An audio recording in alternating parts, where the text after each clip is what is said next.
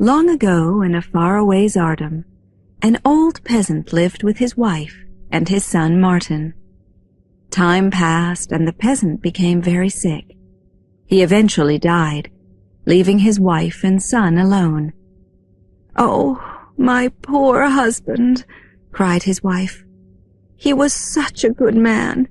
How could this happen?" She cried for days and days. Her son tried to make her feel better, but he couldn't. Then her sadness changed to worry. At night she looked up into the sky and asked, "What are we going to do? How are we going to live?"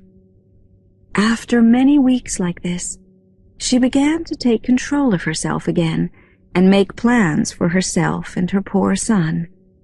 Her husband had left them some money, 200 rubles. When they had finished almost all the food they had in the house, she gave Martin half the money and told him, "Go into town, my son, and use this money to buy flour, salt, and bread. Hopefully these supplies will last until the spring. Then we can look for work." Martin did as his mother asked. He put the money in his pocket and walked into town. As he passed a butcher's store, he saw that a crowd of people had gathered. The butcher had tied an old, sad-eyed hunting dog to a tree. He was beating the dog, and the dog was crying with pain.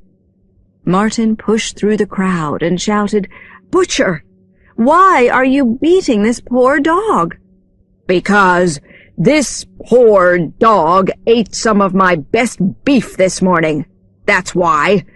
How can I make a living when this stupid animal eats my best meat?" "Oh, but I'm sure he was only hungry, and he looked so sad. Listen, I could use a dog. Why don't I buy him from you? I'll give you 100 rubles for your dog." The butcher laughed. "You can't be serious. You want to spend 100 rubles on this dog?" "Yes, I'm serious," replied Martin. "Then you must be crazy.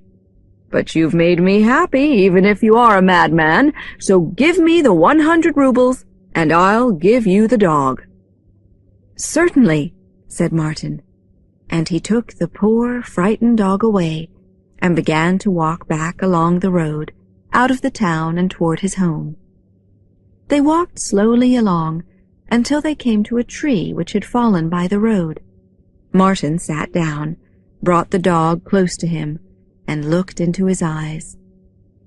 "Jurka, that's what I'll name you, and you'll have a safe and happy home with my mother and me." The grateful dog jumped up and kissed Martin's face with his big pink tongue.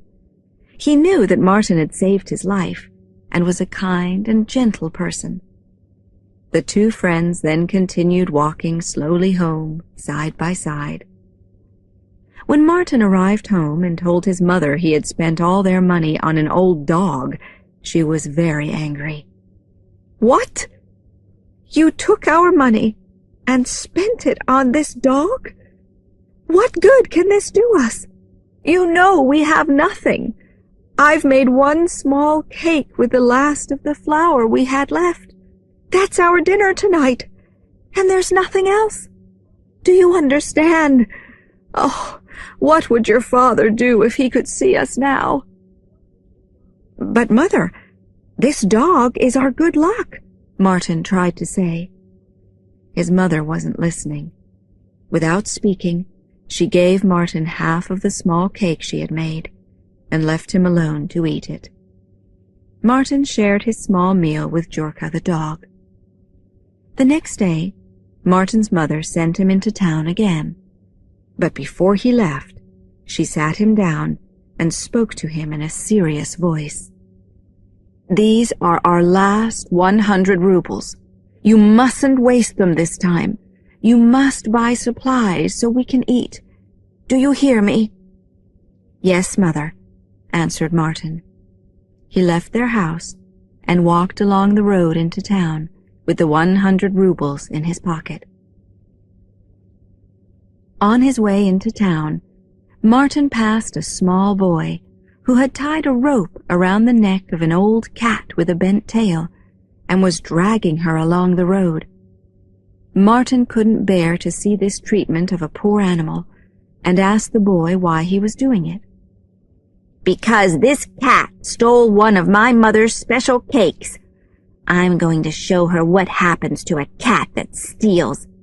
I'm taking her to the river, and I'm going to throw her in."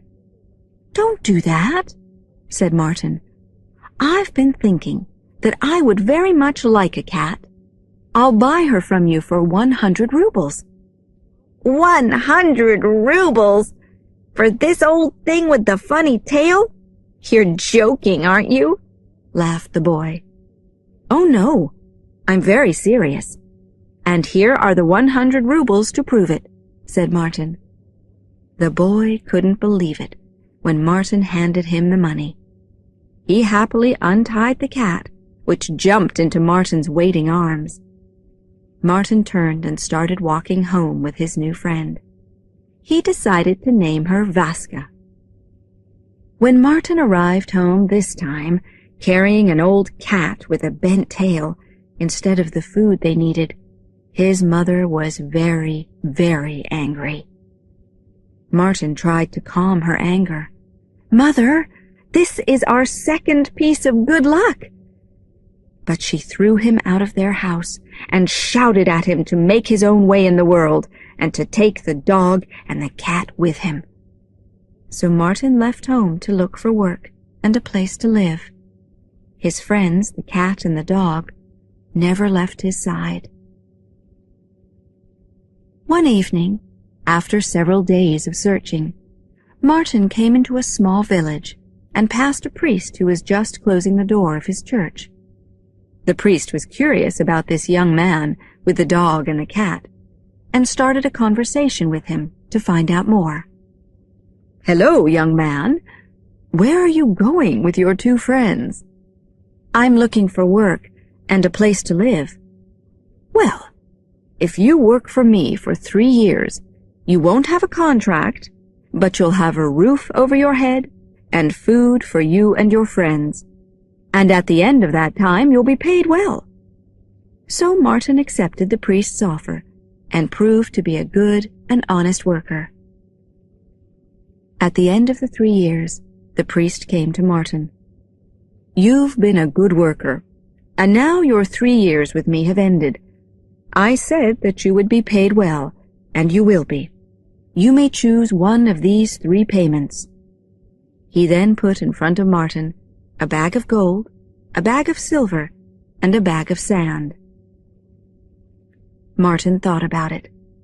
If he chose the gold, he could buy whatever he needed for a long time. He could be almost as wealthy with the silver. But the sand, why was the priest offering him a bag of sand?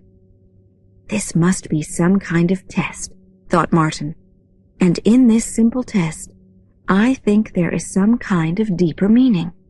So he stepped forward and said, "I'm going to choose the bag of sand." "Well, if you don't like silver and gold, of course take the sand," the priest answered, and he handed Martin his bag of sand. Martin then left the priest to search for more work, taking his bag of sand, Jurka, and Vaska with him.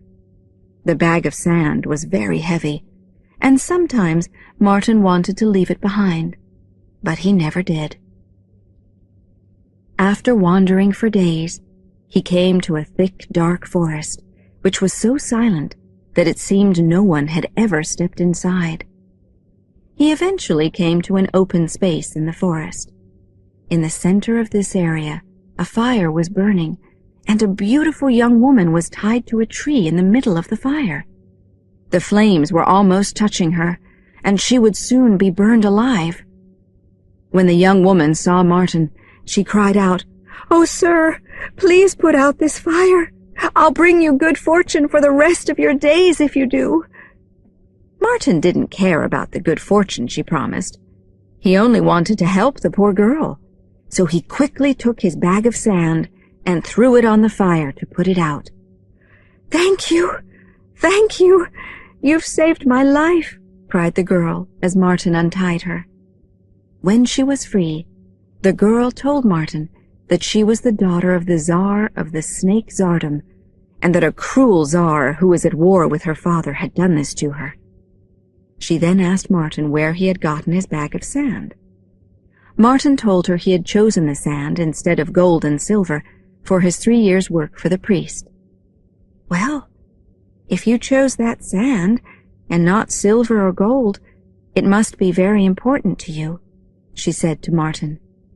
"I will always be grateful for your wonderful kindness, and to prove it, I want you to have this ring."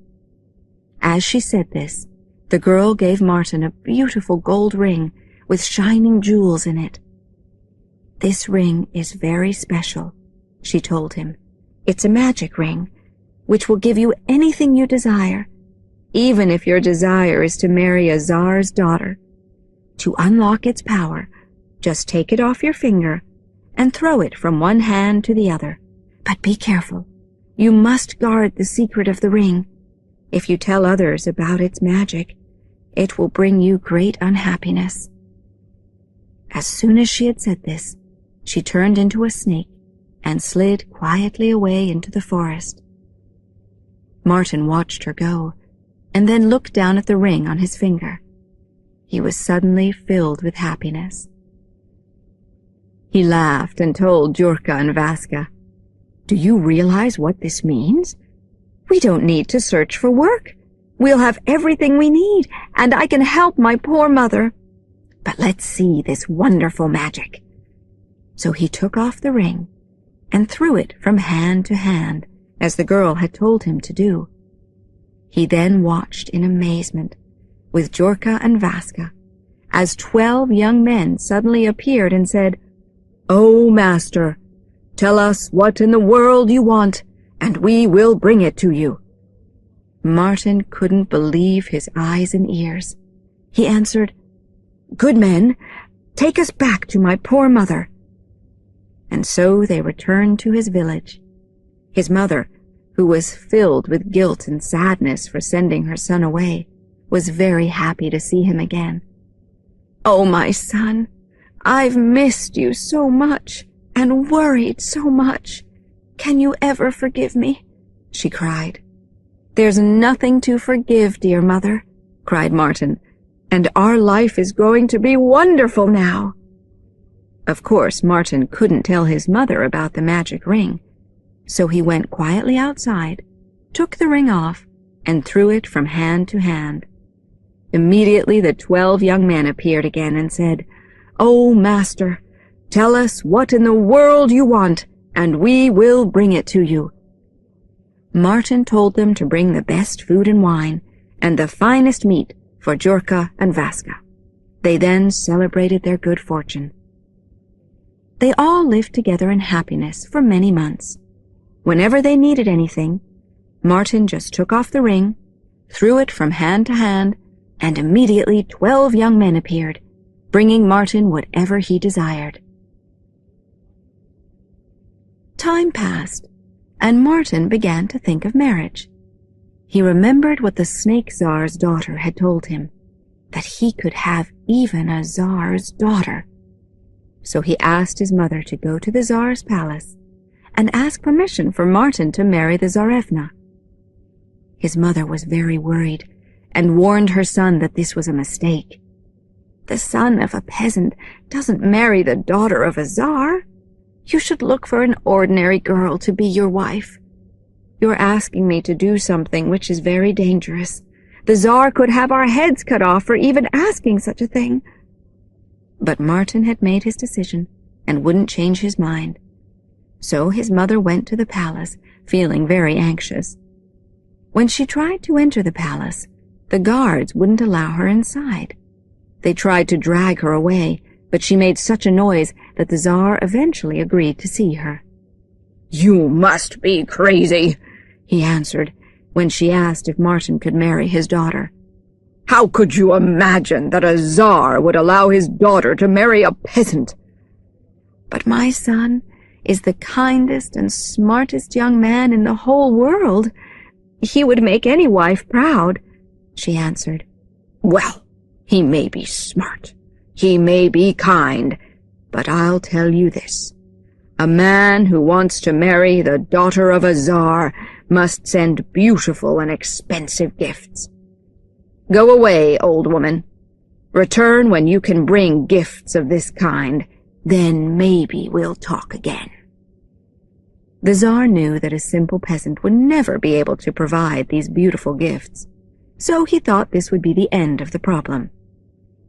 However, when Martin's mother returned home and told her son, he immediately used the magic ring to produce cloth made of gold, jewels, fine clothes, and many other fine gifts. He then sent his mother back to the palace with these wonderful things. The riches brought by Martin's mother amazed the Tsar, but he was also upset, as he did not want his daughter to marry this young man. He repeated that it was impossible for a Tsar to consider marrying his daughter to a peasant. "But I've done as you asked," cried the mother. "You promised me that we would discuss the marriage if I brought these gifts." The Tsar didn't know what to do and was quite worried. Then the Prime Minister spoke. "My dear Tsar, may I make a suggestion?" "Certainly, Prime Minister," answered the Tsar, hoping for a way out of this mess. "Thank you. If, as this woman says, her son really is the smartest young man in all the world, then he must build a beautiful palace next to yours for his wife to live in.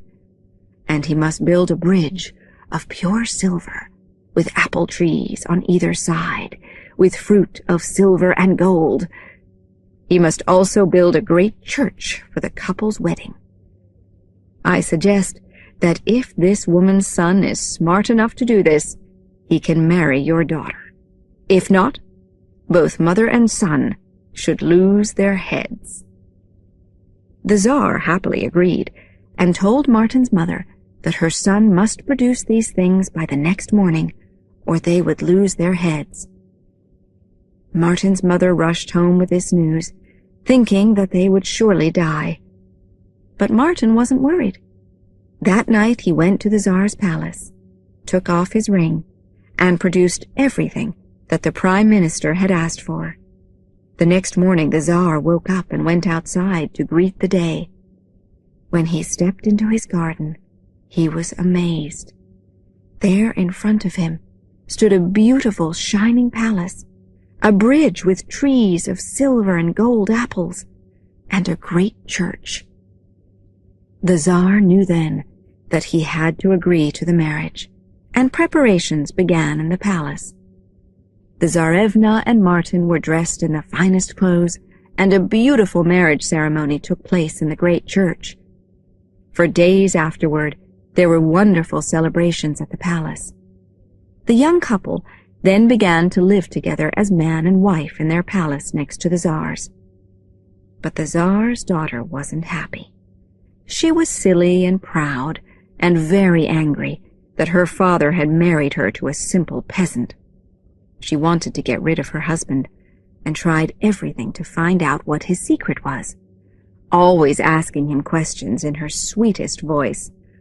"You're so smart, my husband, but you're such a mystery, too.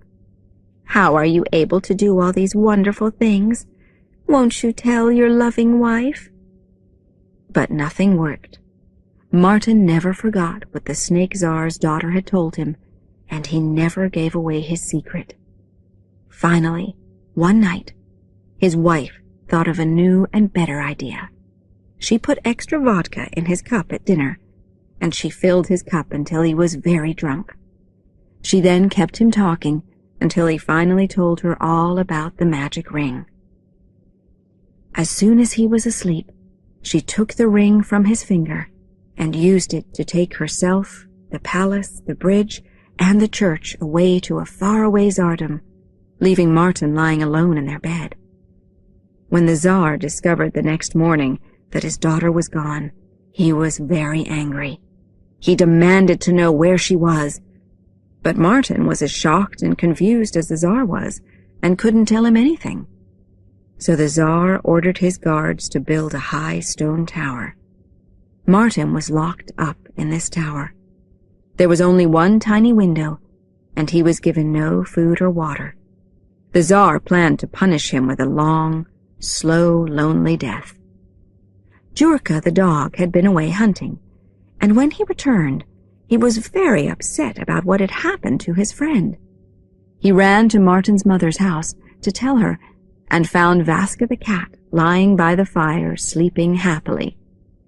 "What are you doing here?" he shouted at her. "You only think about your own comfort when this terrible thing has happened to our friend, the man who saved our lives. Why aren't you trying to help him when he's in trouble?" The cat felt very guilty and immediately left the fire. She then listened carefully as Jurka described his plan to trick people in the village out of their food and take it to Martin. The next day, Jurka and Vaska went into the village to carry out their plan. Vaska got under the feet of shoppers as they walked home with their cakes. When they dropped the cakes, Jurka caught them, and the dog and the cat ran away. When little Vaska climbed the stone tower and appeared in the one tiny window with the first cake, Martin cried with joy. "My dear friends, you haven't forgotten me." So their plan was a success, and Jurka and Vaska managed to keep Martin alive in this way for a year. When the year ended, Jurka decided that Martin couldn't live this way for much longer. He told Vaska, "We must go together and try to find the magic ring that has caused all this pain and trouble." So they left together and crossed mountains, rivers, and even an ocean, with Vaska holding on to Jurka's back. After many months, they arrived in a faraway Tsardom and found the beautiful palace that Martin had created for his wife, using the ring. Jurka told Vaska to find her way into the servants' rooms, and whenever they needed anything, to run quickly and get it for them. Vaska soon became well known in the palace as a good helper, so the servants allowed her and her friend Jurka to sleep in the palace. In this way, Vaska and Jurka were able to wander around and watch the Tsarevna closely. They saw that she always wore the ring. They wondered if she took it off to sleep, but her bedroom was the one room that they weren't allowed into, and they were both too big to slide in under the door. Only a mouse was small enough to do this, so they decided to travel to the Tsardom of the Mice. "We must show them that we are strong and powerful, so they will be frightened of us and agree to help us," Jurka told Vaska. And this is what they did. They went to the Mouse Tsardom and chased and bit the mice until they were so frightened that they surrendered. "We are powerless against you," the Mouse Tsar told them. "What is it that you need? We are your servants." Jurka told them about the ring, so the Mouse Tsar ordered one of the mouse soldiers to slide under the Tsarevna's door that night and steal the ring. At midnight, when the whole palace was asleep, the mouse soldier went silently into her room and up onto her bed. Then he slipped the ring gently off her finger. The next morning, Jurka and Vaska had the ring back, the ring that would save their friend, so they began to prepare for their long journey home. Vaska put the ring in her mouth and climbed onto Jurka's back. She then used her sharp claws to hold on tight while they started traveling across the ocean again. After swimming in the rough sea for many days, they were both very tired, but Jurka didn't stop, knowing that the ring would soon be safely back with their dear friend. Suddenly, Vaska looked up and saw an angry seabird flying down straight at her. The bird came down and bit Vaska on the head. The pain was so terrible that she couldn't breathe. She watched as the bird flew back up into the sky. But just as Vaska was thinking that her terror was at an end, the bird flew down again, faster this time, and bit her on the head again. Vaska opened her mouth to bite the bird and defend herself, and the ring dropped into the ocean. "Oh no," she thought. "How am I going to tell Jurka?" She waited until they reached land, and as soon as Jurka put her down, she climbed up into a very tall tree. Jurka looked up surprised and asked, "What are you doing up there? Come down." "I can't," the cat shouted down to him. "Why not?" asked Jurka. "Because you'll kill me." "Why? What are you talking about? What do you mean?" Vaska knew she had to tell him. She also knew he couldn't climb trees, so she stayed up in the tree and explained what had happened to the ring. "Why didn't you tell me when we were back in the ocean?" Jurka cried. "Because I can't swim," cried the frightened cat. "I wanted to wait until I was on dry land to tell you. I knew you'd be angry at me." "Oh, what are we going to do now?" said Jurka as he sat on the sand, his sad eyes looking out to sea. Then Vaska had an idea. "What about the fish? They know the secrets of the sea. They can help us, can't they?" "You're right," replied Jurka. "But we must show them our power before they'll help us. Come, quickly!" And Jurka swam deep into the ocean to the fish tsardom.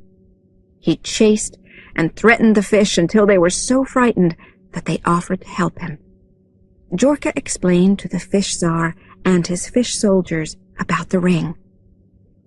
Then one shy fish came forward and told them, "Excuse me, I saw a large fish eat something gold earlier today. I don't think it was very good for him, because he's now lying dead on the ocean floor." The fish tsar immediately ordered his fish soldiers to dive to the bottom of the ocean and search for this fish. They quickly found it and brought it up onto the land. Jurka, who didn't like the taste of fish, watched with excitement as Vaska started eating it. She finally bit into something hard and discovered that it was the ring. Jurka and Vaska were filled with joy and rushed back to the tower. Vaska then quickly climbed up the stone walls and dropped the ring through the tiny window. Martin, who had not eaten for days, was very happy when he saw it. "Oh, thank you, my good, true friends," he cried. "I was almost dead from hunger and thirst." He immediately threw the ring from hand to hand and ordered the 12 young men to bring him food and wine. He had his 2 friends brought up to be with him and celebrate. He then ordered musicians to play music so beautiful that people would be able to do nothing except listen to it and be joyful. Back in his palace, the Tsar heard the music in the tower.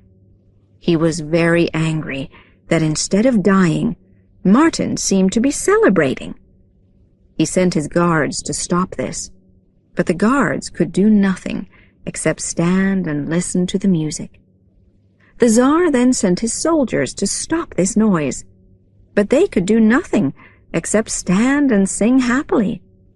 So in the end, the Tsar went himself, but he found that he couldn't move either. He eventually gave up and told Martin that if he explained everything, he would be forgiven. So Martin went with the Tsar to the palace and told him the story of the ring and what the Tsar's daughter had done. The Tsar was very sad to hear this and told Martin, "I know that my daughter should be killed for what she has done to you, but she is my daughter. Can you find it in your heart to forgive her?" Martin was as kind as he had always been.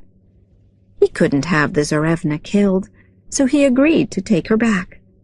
The Tsar was happy that his daughter would live, but he was still sad about her behavior. Martin told him, "Go and rest tonight, and I'm sure everything will look different in the morning." The Tsar agreed and went to his room, after ordering his servants to bring Martin his best vodka and to put the finest silk sheets on his bed. That night, while everyone was sleeping, Martin went out into the palace gardens and used the magic ring to bring everything back. The next morning, when the Tsar went outside, he saw with great happiness the palace, the bridge, and the great church. Martin and the Tsarevna lived as man and wife again, and after some time, the Tsarevna realized what a good man Martin really was. She began to love him, and they then lived together in happiness. Martin never removed the ring from his finger, and his friends Jorka the dog and Vaska the cat were always by his side.